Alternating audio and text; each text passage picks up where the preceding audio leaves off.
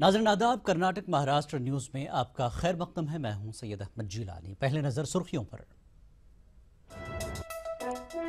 वज़ीर आला फडणवीस ने एकनाथ खड़से का इस्तीफा किया मंजूर। हाईकोर्ट का रिटायर्ड जज करेगा खड़से पर लगे इल्जामात की जांच।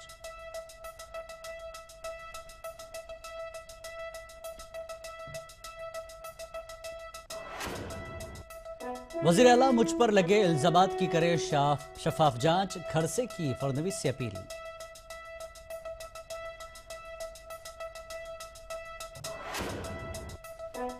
मोदी हुकूमत की 2 साल कारकर्दगी के खिलाफ कांग्रेस का रियासत गिर एहतजाज।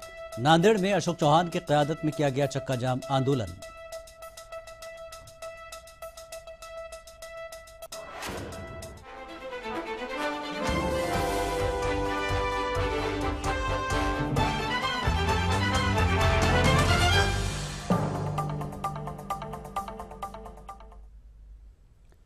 और महाराष्ट्र की खबरें तफसील से। आखिरकार महाराष्ट्र के वजीर एकनाथ खड़से ने अपने तमाम ओहदों से इस्तीफा दे दिया है। खड़से ने आज सुबह वज़ीर आला देवेंद्र फडणवीस से मुलाकात करते हुए इन्हें अपना इस्तीफा सौंप दिया। वज़ीर आला ने ट्वीट करते हुए कहा कि खड़से का इस्तीफा इन्हें मौसूल हुआ और इन्होंने इसे मंजूर कर लिया है। फडणवीस ने इस्तीफे की मकतूब को गवर्नर के पास रवाना कर दिया है। वज़ीर आला फडणवीस ने कहा कि खड़से पर लगे इल्जामात की जांच के लिए हाईकोर्ट के रिटायर्ड जज का तकर्रुर किया जाएगा। आखिरकार महाराष्ट्र के वजीर एकनाथ खड़से ने हफ्ते की सुबह वजीर आला देवेंद्र फडणवीस से मुलाकात करते हुए उन्हें अपने तमाम ओहदों का इस्तीफा सौंप दिया। खड़से के इस्तीफे के बाद महाराष्ट्र समेत पूरे मुल्क में सियासत गर्म हो गई। जहां अपोजिशन ने हुकूमत को निशाना बनाते हुए खड़से के खिलाफ मजीद इकदामात उठाने का मुतालबा किया, वहीं बीजेपी ने इसे पार्टी की zero tolerance for corruption policy के तहत उठाया हुआ कदम करार दिया।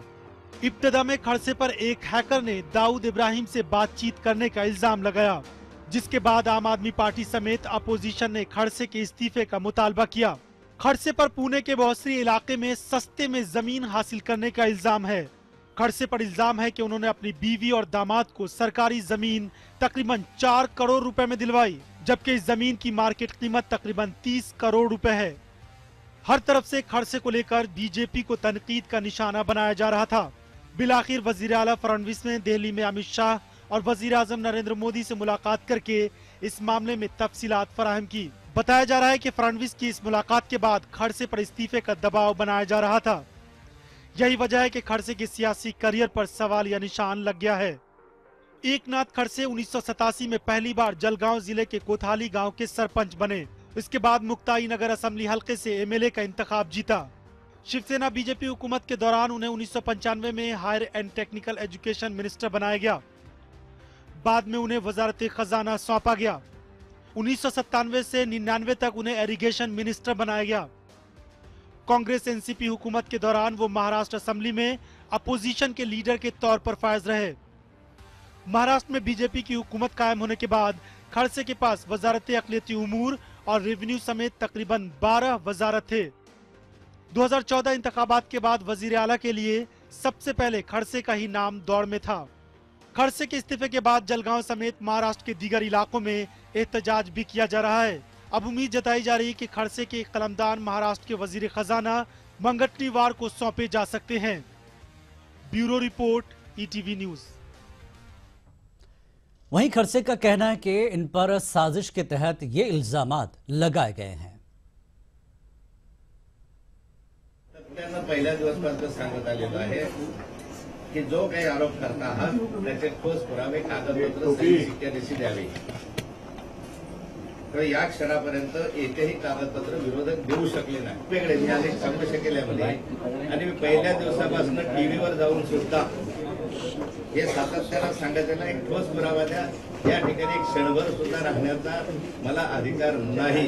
जर या संदर्भातले पुरावे आले ठोस तर एक सुद्धा क्षण मी याच्यावर राहणार नाही। वारंवार सांगून सुद्धा जे ट्रायल चाललेली आहे यामध्ये आणि या ठिकाणी जे भारतीय जनता पार्टी आणि सरकारला बदनाम करण्याचं काम या ठिकाणी करण्याचं जे चालू आहे यामध्ये म्हणून मी स्वतः मुख्यमंत्र्यांना विनंती केलेली आहे की या संपूर्ण प्रकरणाची चौकशी झाली पाहिजे। या माध्यमातून चौकशी होऊन जसं काही पूर्वीच्या कालखंडामध्ये नितीनजी गडकरी आहेत, अडवाणीजी आहेत, त्यांच्यावरही आरोप झाले, तसं चौकशीमध्ये त्यात तथ्य नाही असं आढळून आलं आहे.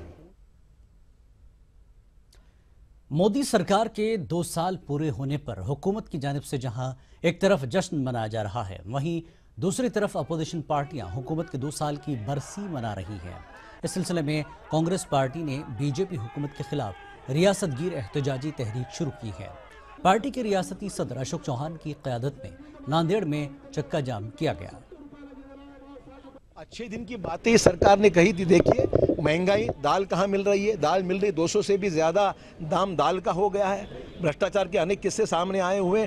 टैक्सेस कितने बड़े हैं, केंद्र सरकार के टैक्सेस हो, सर्विस टैक्स हो, बाकी टैक्सेस भी बढ़ाई है, सरचार्ज बढ़ाया है. तो ये सब जनता इससे त्रस्त है और ऐसी चीज़ों की वजह से आम आदमी बिल्कुल इस महंगाई के कारण मारा जा रहा है. ये हमारी चिंता है आम आदमी की तरफ. मालेगांव के एमएलए ने शहर में गरीब आवाम की खस्ता हालत को देखते हुए 10वीं जमात के तलबा में मुफ्त किताबें तकसीम करने का फैसला किया है. आसिफ शेख रशीद ने अपने एमएलए फंड से 7,000 तालिब इल्मों में 70,000 किताबें तकसीम की. इसके लिए तकरीबन 38 लाख रुपए की लागत आई है.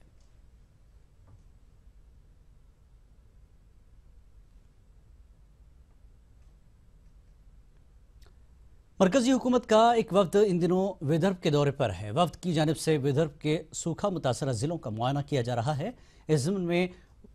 इसी ज़िम्न में वफ्द ने अमरावती जिले के सूखा मुतासरा इलाके नांदगांव का मुआयना किया.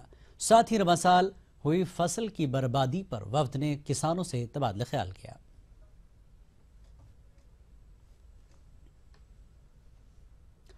चंद महीनों से मालेगांव शहर की पावरलूम सनत में मंदी का माहौल बना हुआ है.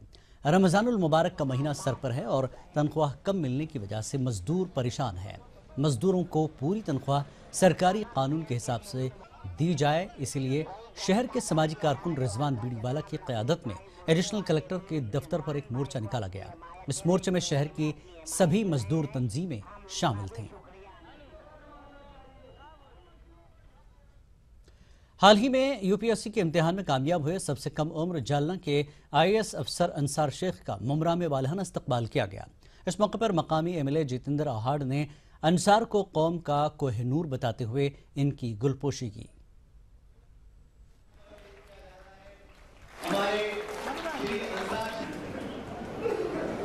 वो जब भी कहता है तो अंदाज ना होता है 1983 और 84 में और एक और 2 मार्क्स आप जैसे नौजवान अगर अक़लियत में और ज्यादा पैदा हो, सर्विसेज में और ज्यादा है, पढ़ाई लिखाई के ऊपर ध्यान दे. और ऐसा नहीं है कि हालात आदमी को रुका सकते हैं. हालात के ऊपर एक कदम रख के चोटी पे कैसा जाना, ये अंसार से सीखने के लिए मुमरा वासियों के लिए वक्त एक ब्रेक का. ब्रेक के बाद लौटेंगे तो देखेंगे कर्नाटक की खबरें.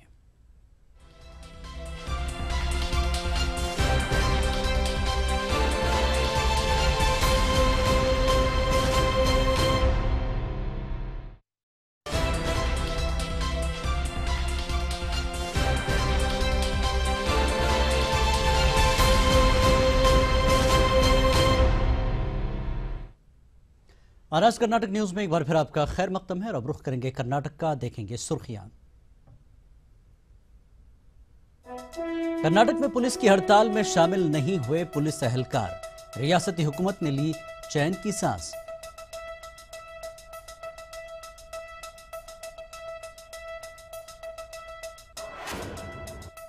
कर्नाटक अक़लियती तरक्याती कारपोरेशन की कर्जजात स्कीम में इजाफे का मुतालबा. कर्ज की रकम 20,000 से बढ़ाकर 50,000 रुपए करने की मांग. काउंसिल के इंतखाबात में कांग्रेस उम्मीदवारों की जीत का वज़ीर आला ने एक बार फिर दिलाया यकीन. कहा तमाम उम्मीदवारों को अरकान असेंबली की है हिमायत हासिल.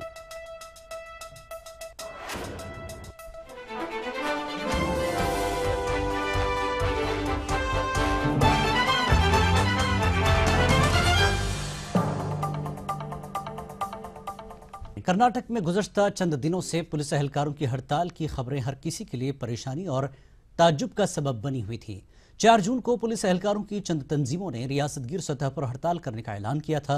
जिसकी वजह से हुकूमत के लिए मुसीबतें बढ़ गई थी। लेकिन इस एहतजाज को रोकने में आज रियासती हुकूमत बड़ी हद तक कामयाब हुई। रियासत भर में हस्ब मामूल पुलिस कांस्टेबल अफसरान अपनी खिदमत अंजाम देते हुए नजर आए। रियासत के किसी भी मकाम पर पुलिस का एहतजाजी मुजाहरा नहीं हुआ, लेकिन पुलिस एहलकारों के बदले चंद समाजी कारकुनों ने जगह जगह एहतजाज करने की कोशिश की। इस एहतजाजियों को खुद पुलिस एहलकारों ने गिरफ्तार करते हुए अपनी सरगर्मी का सबूत पेश किया। वहीं रायचूर जिले में भी तमाम पुलिस स्टेशनों में कामकाज जारी रहा। इसके अलावा पुलिस स्टेशनों और बाजारों में पुलिस मुलाजमीन ड्यूटी करते दिखाई दिए। जिला एसपी चेतन सिंह राठौर ने आज सुबह मुख्तलिफ पुलिस स्टेशनों का दौरा करके सूरत हाल का जायजा लिया। बाद में इन्होंने मीडिया से बात करते हुए कहा कि पुलिस महकमा नज़्म व नस्क की बरकरारी के लिए जिम्मेदार होता है और इससे वाबस्ता मुलाजमीन अपने बुनियादी फर्ज से दामन नहीं छुड़ा सकते।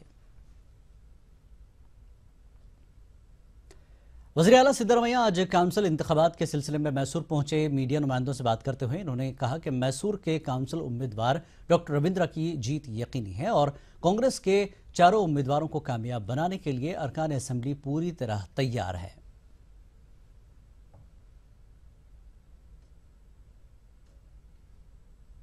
ಮೈಸೂರಿನಲ್ಲಿ ಈ ಸಾರಿ ಡಾಕ್ಟರ್ ರವೀಂದ್ರ 100ಕ್ಕೆ 100 ಗೆಲ್ತಾರೆ, 100ಕ್ಕೆ 100 ಗೆಲ್ತಾರೆ।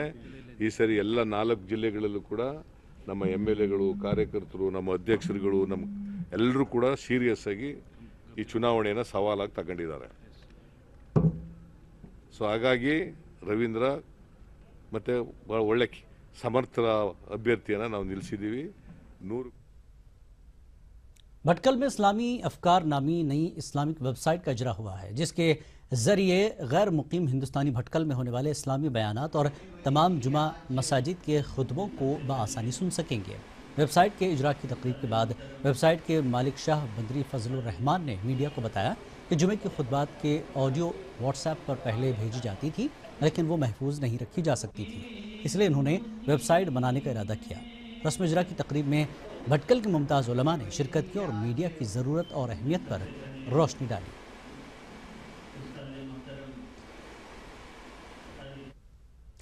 कर्नाटक में अक़लियतों की माशी तरक्की के लिए अक़लियती तरक्याती कारपोरेशन कायम है, लेकिन इस कारपोरेशन की जानिब से दिए जाने वाले ज़्यादातर कर्जजात की रकम आटे में नमक के बराबर है। पेश है रिपोर्ट।